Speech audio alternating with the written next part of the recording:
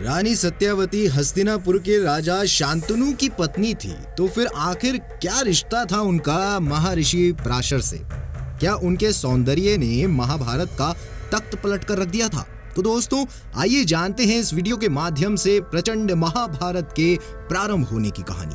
सत्यवती की भूमिका महाभारत में उतनी ही थी जितनी वातावरण में रोशनी के लिए सूरज की भूमिका होती है। सत्यवती की महर्षि पराशर से 3 शर्तें और फिर महाराजा शांतनु से विवाह करने के लिए जो महत्वपूर्ण वादा किया, उसने महाभारत का स्वरूप बदल कर रख दिया। सत्यवती धीवर नामक एक मछुआरे की पुत्री थी और वो लोगों को अपनी नाव से यमुना पार करवाती थी। एक दिन महर्षि पराशर को वो अपनी नाव में लेकर जा रही थी। महर्षि पराशर उनसे आकर्षित हो गए और उन्होंने उनसे प्यार करने की इच्छा भी जता डाली। अब सत्यवती ने ऋषि के सामने वहाँ पे 3 शर्तें रख दी। महर्षि पराशर ने जब सत्यवती की तीनों शर्तें पूरी कर दी, तब जाकर सत्यवती और महर्षि पराशर के प्रेम के कारण महान महर्षि वेद व्यास का जन्म हुआ। और फिर आगे चलकर महाभारत की कहानी सत्यवती के पुत्र वेद व्यास के कारण ही आगे बढ़ी, क्योंकि उनकी ही वजह से धृतराष्ट्र और पांडु का जन्म हुआ था। महाभारत काल में हस्तिनापुर के राजा शांतनु ने सत्यवती के सौंदर्य से प्रभावित होकर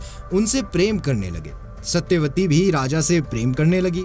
एक दिन शांतनु ने सत्यवती के पिता के समक्ष सत्यवती से विवाह का प्रस्ताव रखा, लेकिन सत्यवती के पिता ने ये शर्त रखी कि मेरी पुत्री से उत्पन्न पुत्र ही हस्तिनापुर का युवराज राजा होगा, तभी मैं अपनी कन्या का हाथ आपके हाथ में दूंगा।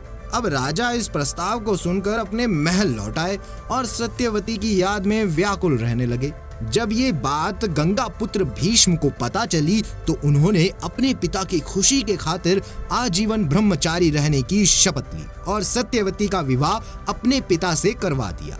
इस प्रण के पश्चात हस्तिनापुर साम्राज्य का अंधकार शुरू हो गया, क्योंकि जब आगे चलकर शांतनु और सत्यवती के जो 2 पुत्र हुए, चित्रांगद और विचित्रवीर्य, उनमें से चित्रांगद की गंधर्व युद्ध में मृत्यु हो गई और विचित्रवीर्य का विवाह अंबालिका और अंबिका से हुआ, लेकिन उसकी दोनों से कोई संतानें नहीं हुई और बाद में विचित्रवीर्य भी चल बसे। तब ऋषि वेद व्यास के कारण अंबिका और अंबालिका के गर्भ से धृतराष्ट्र और पांडु नाम के 2 पुत्रों का जन्म हुआ। तो दोस्तों देखा आपने कैसे एक निषाद कन्या सत्यवती ने मछुआरे की पुत्री होते हुए अपने सौंदर्य के चलते हस्तिनापुर साम्राज्य की महारानी बनी और अपनी शर्तों से सत्यवती ने महाभारत का स्वरूप ही बदल कर रख दिया था। अगर आपको हमारी ये जानकारी अच्छी लगी हो तो वीडियो को लाइक जरूर करें, शेयर करें और आपकी राय क्या है इस पर हमें कमेंट बॉक्स में जरूर बताएं। धन्यवाद।